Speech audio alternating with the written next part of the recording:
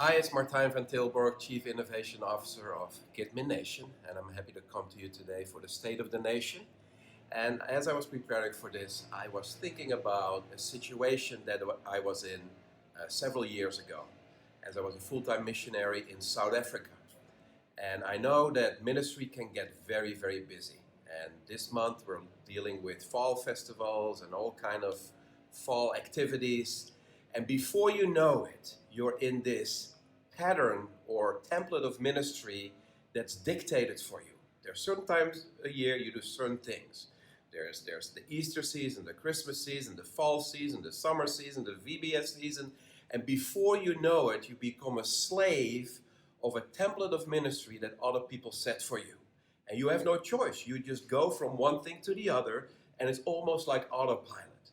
When I was a full-time ministry in South Africa, I was involved in church planning. We were planning churches in different places of town. We had social projects. We had a school in one of the most impoverished areas of town. And before I knew it, I was part of this template of ministry where you simply did what other people organized for you. So on Monday there was a prayer meeting, on Tuesday was a Bible study, on Wednesday it was a small group, on Thursday we went to this church plan, on Friday morning we went to the preschool and ministered to the kids. And it was this autopilot that you just went through. And through a series of events, God sent us to America in a 3-day window, and we arrived here with suitcases because we knew it was the right thing. But I came into a situation where nothing was organized for me. I would wake up one morning and there was nothing planned. And it created this vacuum. And this vacuum made me very insecure and made me very restless.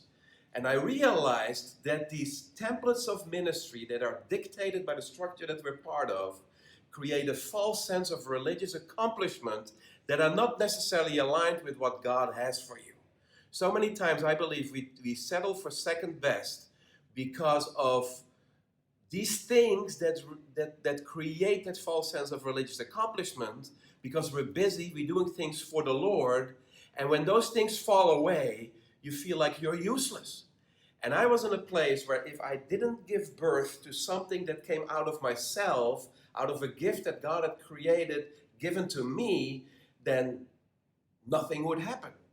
And today I want to encourage you to tap into a deeper level with God to find that one thing that goes beyond what you've been told what to do. In my book Unboxed, I write about a story where a senior pastor invited me to what I call the Christian church version of a timeshare presentation.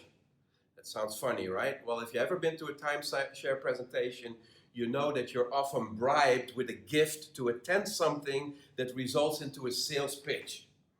Well, a sales pitch to make you buy into something that is probably going to cost you a lot of money. Now, this was the Christian church version of that because I was invited to a free breakfast. And the free breakfast, there's no such thing, right? There's no such thing as a free breakfast. But I wanted to figure out why I was invited. So I sat in there, and sure enough, it was a sales pitch for a new building project. And the thought was this, because this church wanted a new building project, multi-million-dollar project. They needed to raise money for it. They offered a free breakfast so that they could raise funds. It was part of the capital campaign. And as I was listening to it, I realized that so much of what we do is rooted in these templates of ministry. We do things because it's always done that way. Because one of the number one reasons to invest into this new church building was this. The pastor stood up and he said, hey, see the room next door? It has room for 40 kids on Sunday morning, and 40 kids max out this room. And we have 50 kids on a Sunday morning, and we want to have space to grow. Therefore, we need $3 million so we can have a new building so we can minister to more kids. Very logical, right? The problem with that train of thought, however, is that it implies that the only way to minister to kids is through that room next door. I want to encourage you today, don't just follow the patterns of how we've always done things, going from one thing to the next, staying busy, creating this false sense of religious accomplishment, but tap into a deeper level with God and say, what have you given me that is creative, unique to who I am, that I can give birth so I can minister to a lot more kids.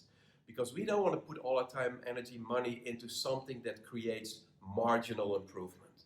Because when God gives you something, He'll give you exponential improvement by the very gift that He's given you. So I hope this helps you to take a step back from the routines of every day and tap into something great that God has for you and for the people He wants you to reach. See you later.